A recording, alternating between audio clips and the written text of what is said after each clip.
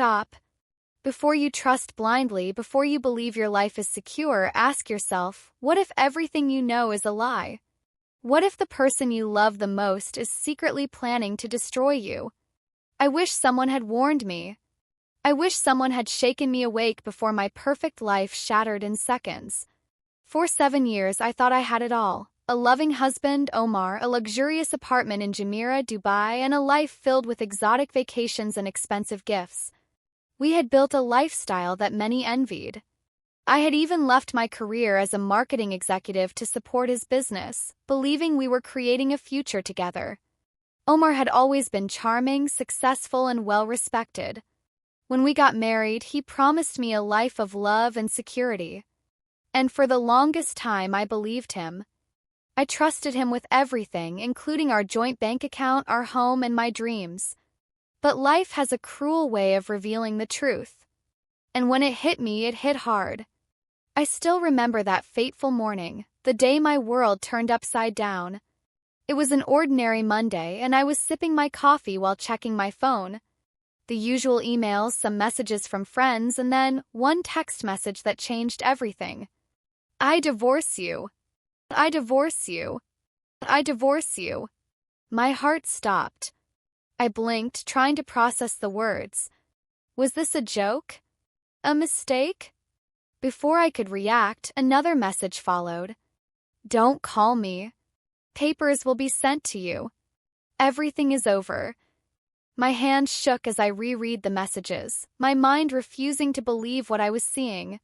Omar and I had no major fights, no warnings, nothing that could have prepared me for this.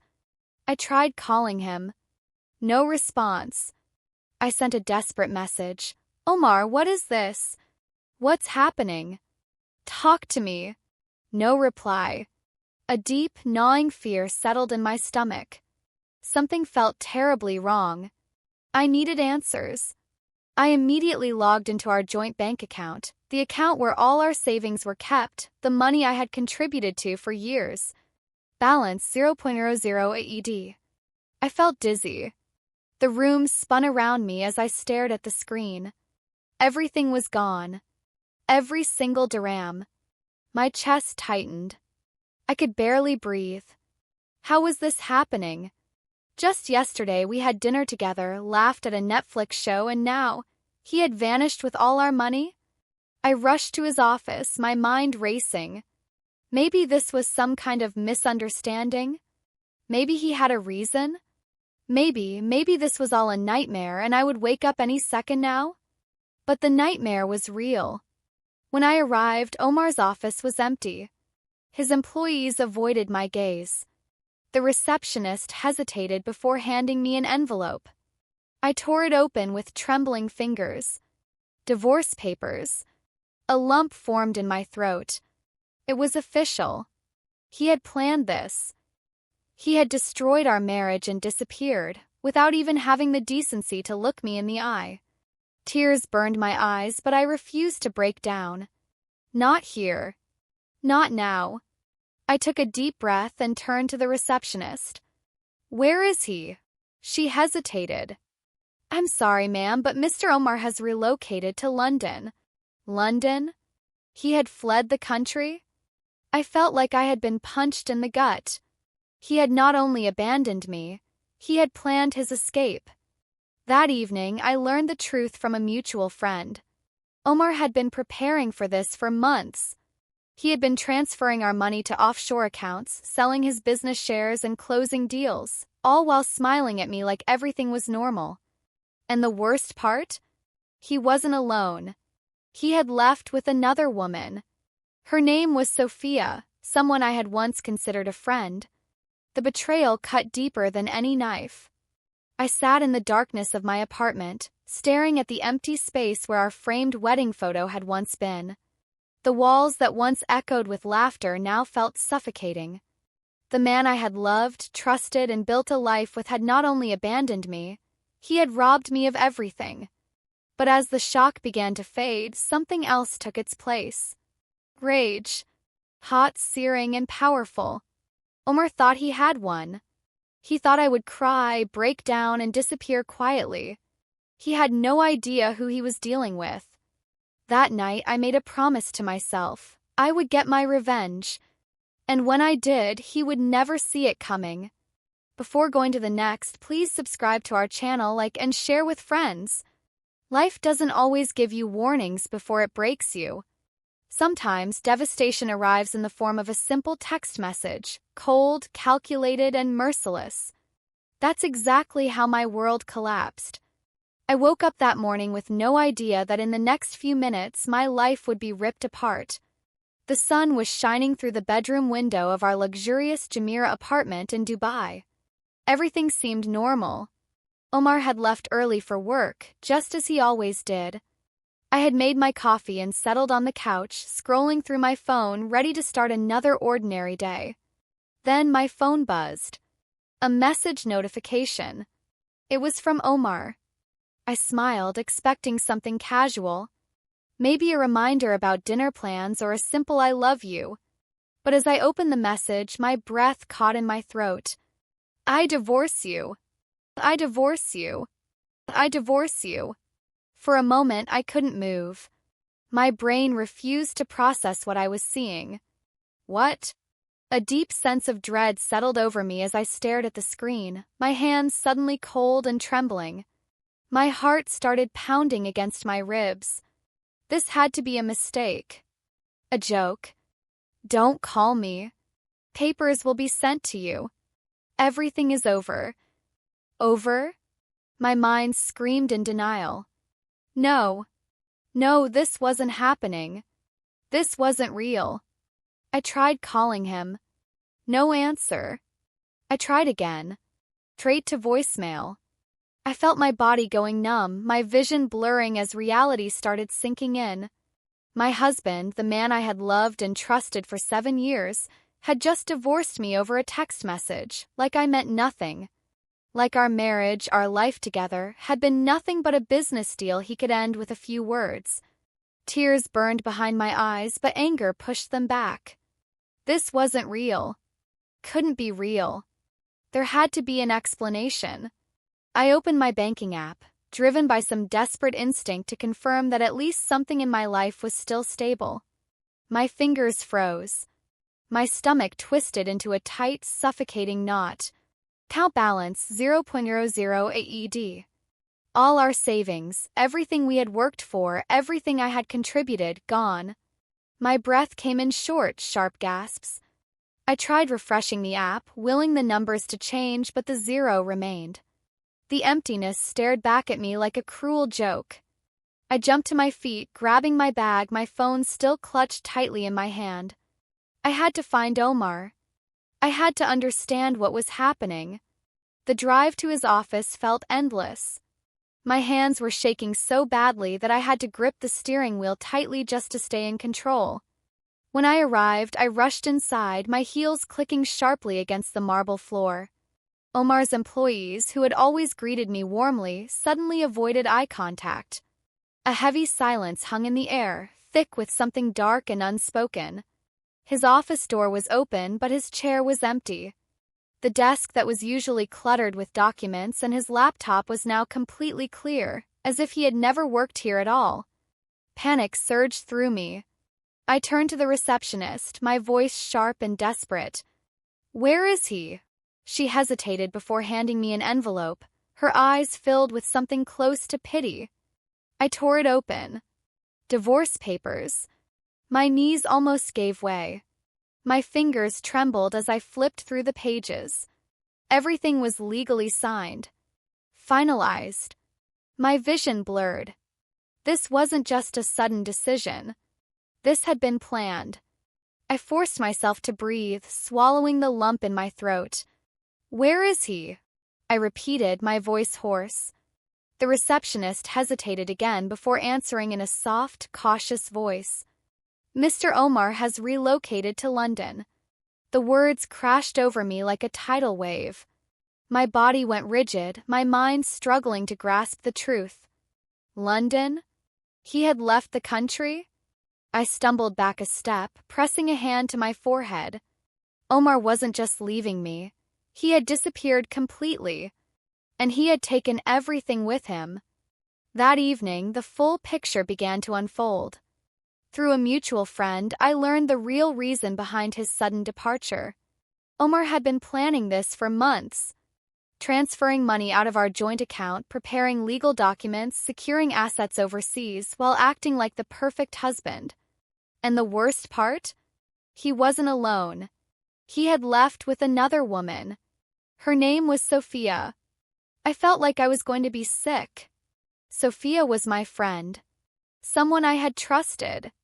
Someone who had been to my home, sat at my dining table, and smiled in my face while secretly plotting to steal my husband. Betrayal doesn't always come from strangers. Sometimes it comes from the people you trust the most. I sat in the darkness of my empty apartment that night, my mind replaying every moment of the past few months, searching for signs I had missed. But there was no warning. Omar had smiled at me, kissed me, slept beside me every night while planning to destroy me. The weight of the betrayal was crushing. I wanted to cry, to scream, to fall apart. But instead, something else took over. A slow, burning rage. Omar thought he had one. He thought I would break, that I would disappear into silence and shame. He had no idea who he was dealing with. I wiped away my tears, my jaw tightening with determination. This wasn't over. If Omar thought he could destroy me and walk away unscathed, he was about to learn the most important lesson of his life. He would never see my revenge coming. Before going to the next, please subscribe to our channel, like and share with friends. Omar thought he had destroyed me. He believed he had won, that he had erased me from his life, taken everything, and vanished into his new world with Sophia. But he underestimated me. The night I discovered his betrayal, something inside me changed forever. I wasn't going to cry myself to sleep. I wasn't going to let him enjoy my suffering. No. If he had planned his escape, I would plan my revenge, and when I struck, it would be deadly. I spent the next 2 days in complete silence, thinking, planning, and researching. I needed to understand exactly how he had pulled this off. Omar was smart. He hadn't just taken the money and disappeared. He had covered his tracks well. But he made one mistake. He underestimated my intelligence. I remembered something from a few months back. He had been obsessed with a new investment deal. Something about offshore accounts and international transfers. Back then, I didn't think much of it. But now, every little detail mattered. I grabbed my laptop and started digging. Omar had always been careless with passwords. He believed I was too naive to ever betray him, which meant he never bothered to hide things from me. I remembered his old habit of using variations of our anniversary date as a pin. I tried it. His old email account opened up in front of me, and what I found inside made my blood boil. There were emails from his lawyer confirming his asset transfers, documents proving that he had been selling off shares months before leaving. And then, there it was, a first-class ticket to London. I stared at the screen, my pulse racing. He had booked the ticket weeks before the divorce text. This wasn't an impulsive decision. This was premeditated betrayal. Omar hadn't just left me. He had calculated my downfall step by step. But the worst was yet to come. As I scrolled through the emails, I found messages from Sophia. They weren't just lovers, they were partners in crime. Sophia had been helping Omar transfer the money. She had been guiding him, connecting him with her friends in London, making sure that once he left, there would be no way for me to fight back legally. I clenched my fists. They thought they were untouchable. I took a deep breath, forcing myself to think rationally. Omar had moved to London, but he wasn't as secure as he thought. He had left behind too many loose ends. He may have transferred our savings, but there were still legal options I could use. First, I needed a lawyer. Not just any lawyer, someone ruthless, someone who understood how to destroy a man like Omar. I reached out to an old friend, Rehan, a well-known attorney in Dubai. I told him everything, from the text divorce to the missing money and the secret transfers. Rehan listened carefully. Then he said something that sent shivers down my spine. Omar has committed financial fraud. If we can prove that he moved assets illegally, he can be forced to return the money. And if Sophia was involved, we can drag her into this too. I felt a rush of adrenaline. For the first time in days, I felt hope. Rayhan wasted no time. Within 48 hours, we had filed a case against Omar. A legal notice was sent to his last known address. But I wasn't done yet. I used every piece of information I had gathered from his emails to track his financial activities. Contacted his business partners, his former employees, even his bank manager. Slowly, a pattern emerged. Omar had been hiding money in multiple accounts, but there was one account still active in Dubai. That was my chance. With Rayhan's help, I filed an emergency petition to freeze that account. And it worked. Omar had thousands of dollars sitting in that account. And now? He couldn't touch a single dirham.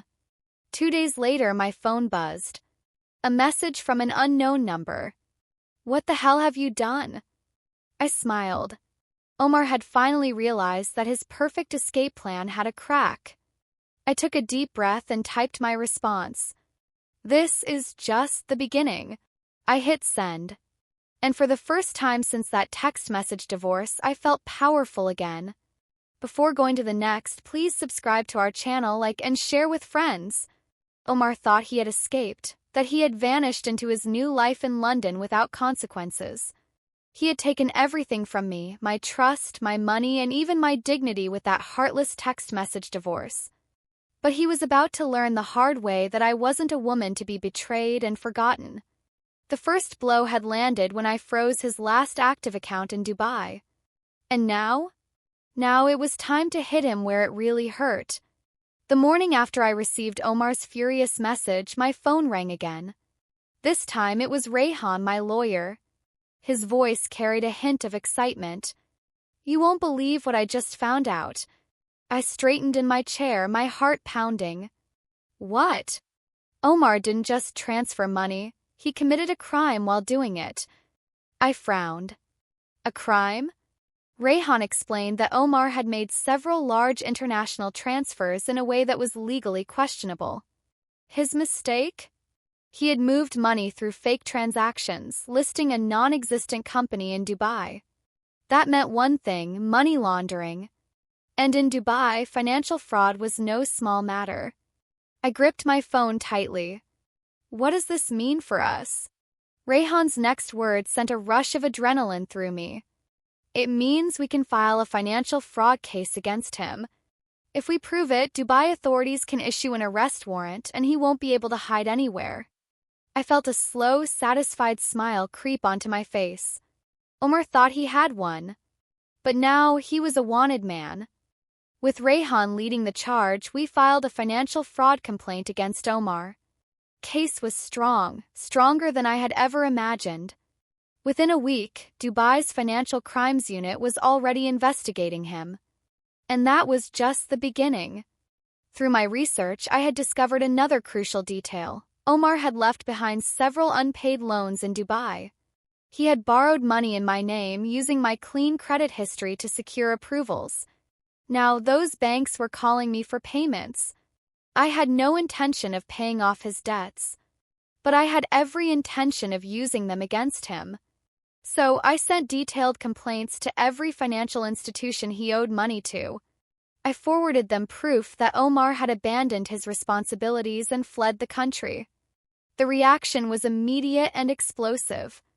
Within days, Omar was blacklisted from banking systems in Dubai.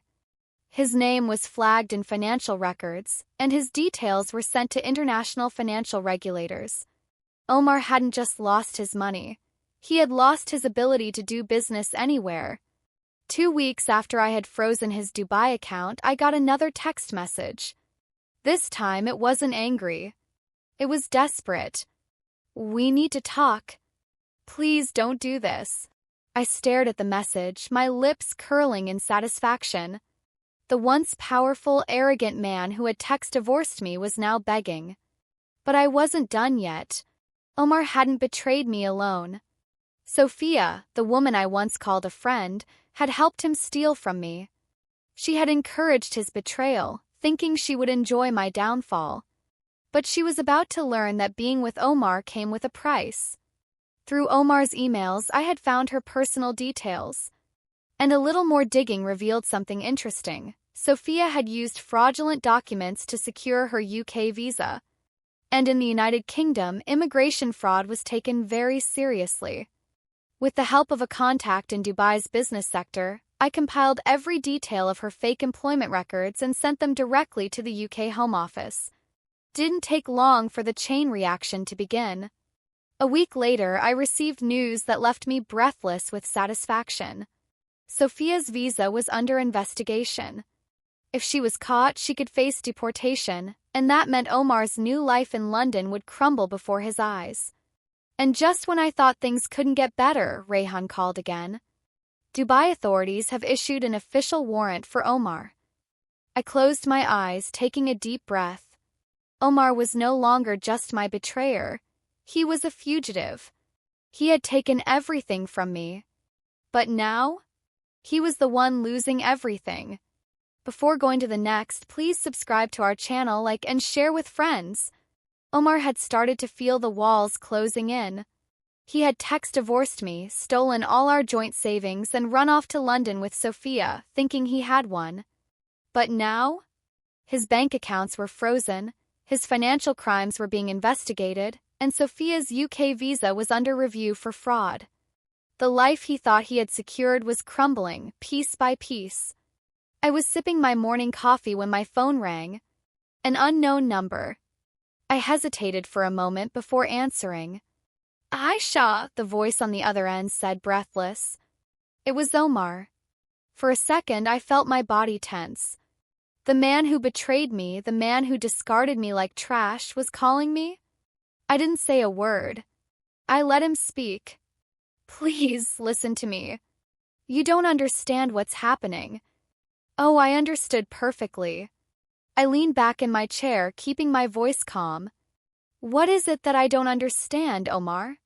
There was a long pause. Then, in a voice that sounded nothing like the arrogant man I once knew, he said, "You've ruined me." I smiled. "You did that to yourself." Over the next few days, things got even worse for him. Dubai's Financial Crimes Unit had officially placed his name under investigation. He was blacklisted by multiple banks. UK authorities had frozen his assets, suspecting him of money laundering. Sophia's visa investigation was underway, and she was panicking. Everything he had built with lies and betrayal was falling apart. Then another message arrived from him. "I have nothing left. Please, Aisha, let's talk." Oh, now he wanted to talk? I had spent sleepless nights crying over his betrayal, feeling lost and humiliated after that single text divorce. But now? I was the one in control. I wasn't satisfied yet. I wanted Omar to feel the same helplessness I felt when he abandoned me. So I decided to deliver the final blow.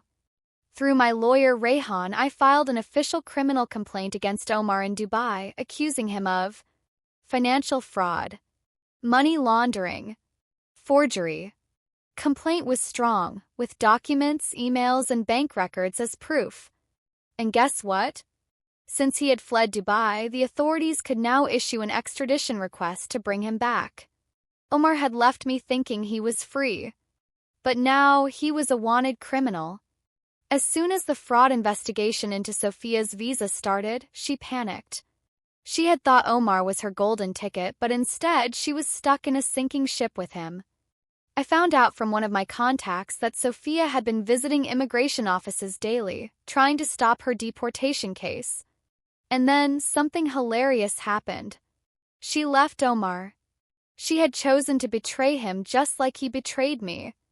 I received a forwarded message from a mutual acquaintance in London. Sophia had sent a long voice note to her friends saying, "Omar lied to me.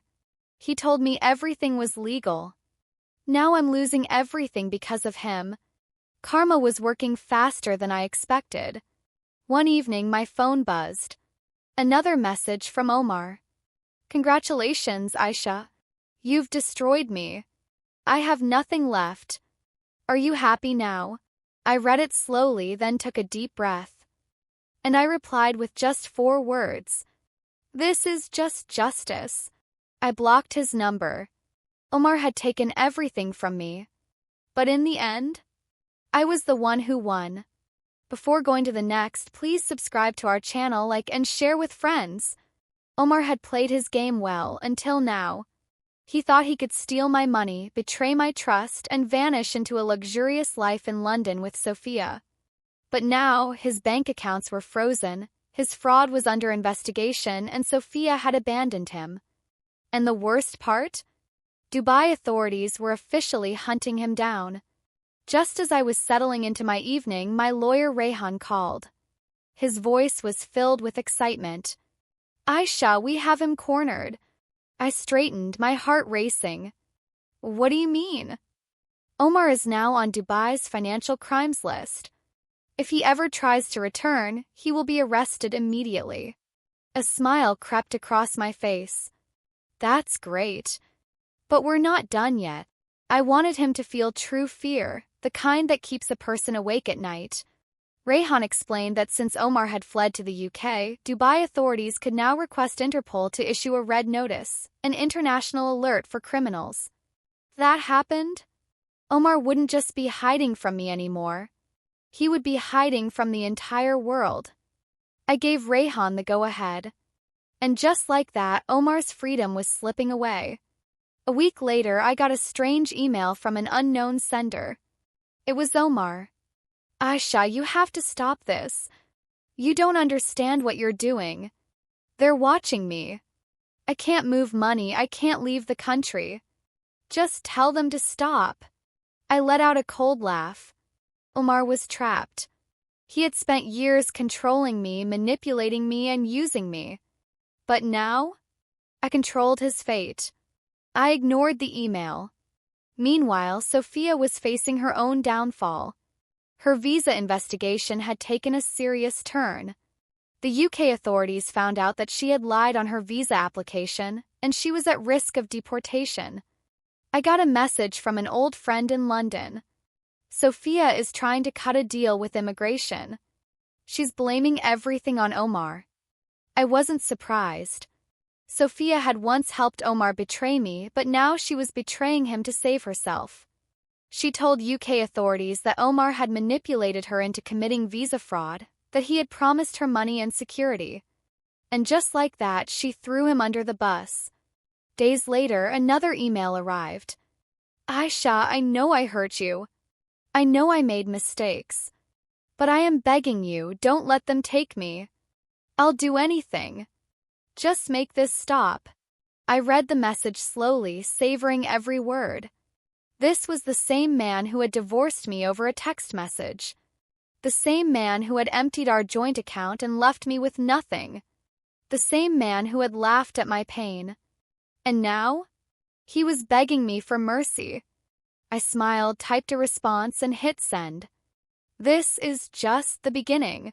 Before going to the next, please subscribe to our channel, like and share with friends. Omar was running out of options. His bank accounts were frozen, his fraud was under investigation, and his so-called soulmate Sophia had abandoned him to save herself. But his biggest nightmare had just begun. Dubai authorities had officially filed for his extradition, and the UK government was reviewing his case. He wasn't just in trouble. He was cornered. I was enjoying my morning coffee when I received a message from Rehan, my lawyer. You won't believe this, he wrote. Omar is trying to flee the UK. I raised an eyebrow. Where would he go? His accounts were frozen. His passport was likely flagged. Rehan continued, he's trying to fly to Turkey. He thinks he can escape extradition there. I let out a laugh. Omar still believed he could run from his past. But he had no idea what was coming next. Later that evening, I got a call from one of my contacts in London. Aisha, he didn't make it out. I sat up straight. What do you mean? Omar was stopped at the airport. UK authorities flagged his name on the immigration list. I couldn't help but smile. Omar must have thought he was being clever.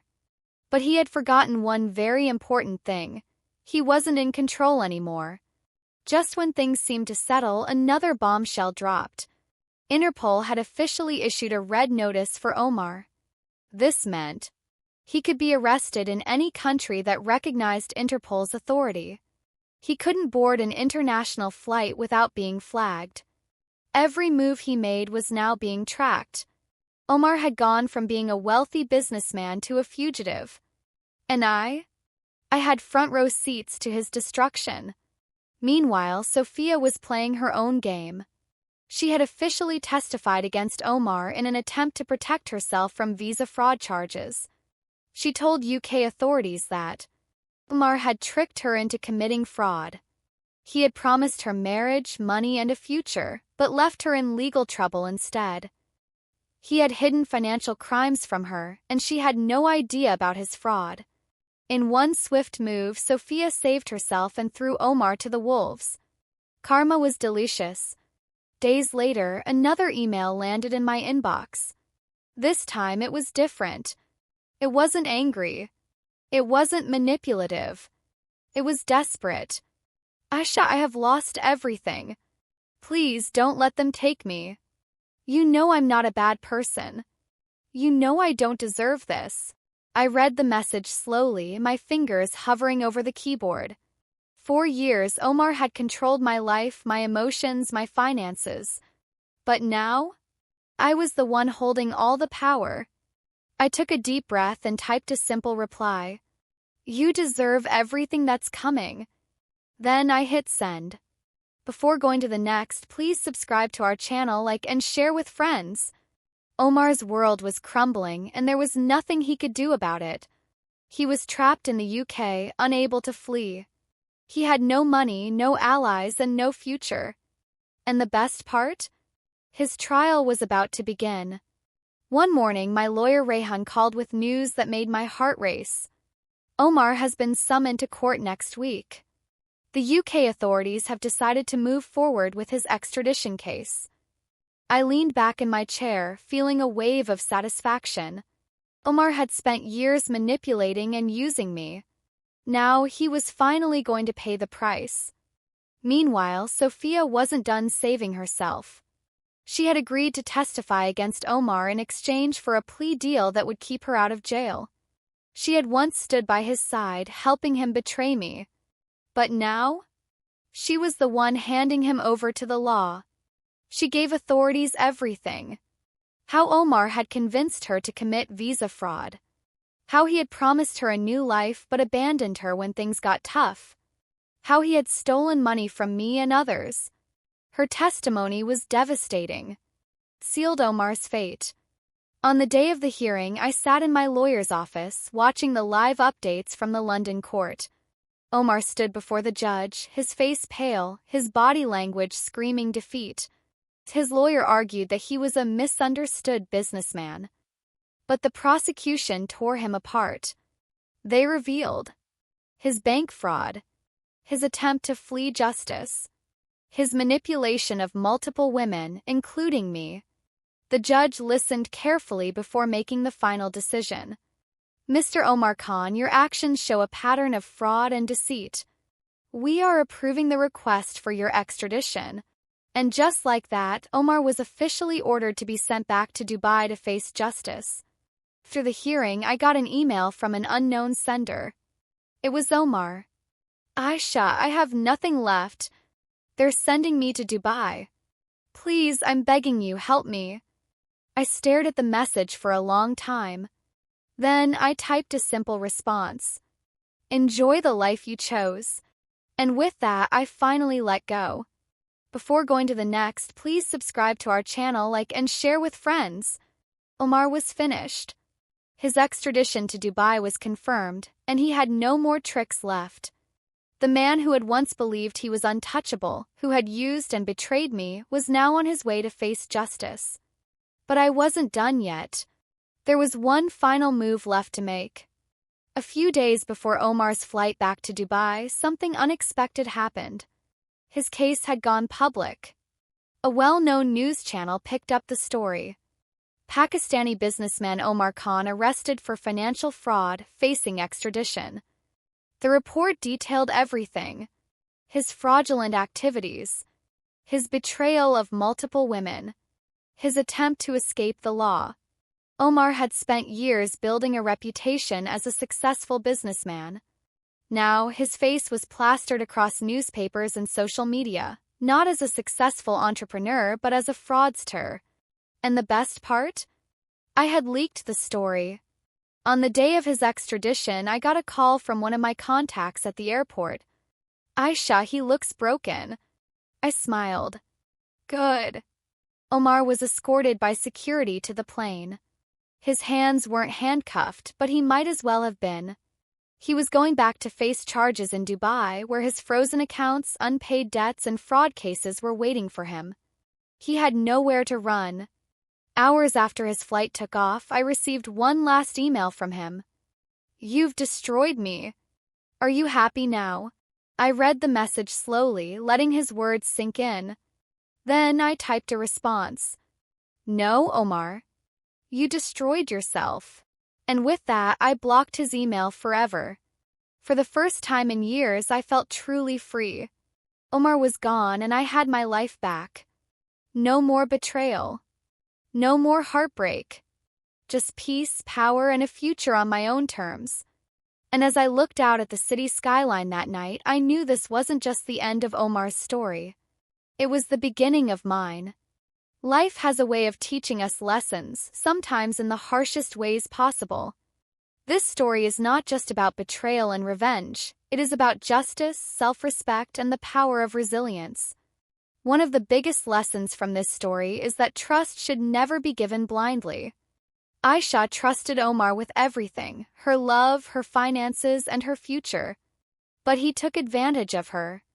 This teaches us that no matter how much we love someone, we should always be careful about who we trust, especially when it comes to money and personal security. Aisha suffered because she depended on Omar financially. When he emptied their joint account, she was left vulnerable. This is a strong lesson for everyone. Never depend entirely on someone else for financial security. Always have a backup plan, savings, and knowledge of your own financial matters. Omar believed he could betray people and get away with it. But in the end, karma caught up with him. His fraud was exposed, his secrets came to light, and he lost everything. This teaches us that no matter how clever we think we are, wrongdoing always has consequences. If we deceive others, it will come back to haunt us. Aisha's revenge wasn't about harming Omar. It was about making sure justice was served. She didn't seek to ruin his life just for personal satisfaction. She wanted him to face the consequences of his actions. Real revenge is not about hatred, it's about ensuring that truth wins. Aisha could have begged Omar to return or suffered in silence. But she chose to stand up for herself. She valued her self-respect over everything else.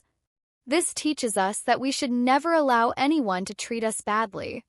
If someone betrays us, we must have the strength to walk away and fight for our dignity. The end of the story, Aisha didn't hold on to anger. She didn't waste her life thinking about Omar. She blocked his email and moved on. This is a powerful lesson. Letting go of toxic people and situations is the key to a peaceful life. Dwelling on pain only hurts us more. Omar thought he could manipulate Aisha forever. But he underestimated her strength. Women are not weak. When they decide to fight back, they can change the game. This story is a reminder that a determined woman is unstoppable. In the end, justice, patience, and self-respect always win. Aisha's story proves that we should never allow betrayal to break us. Instead, we should use it to rise stronger than before. If you like my story, please subscribe to this channel and share with friends.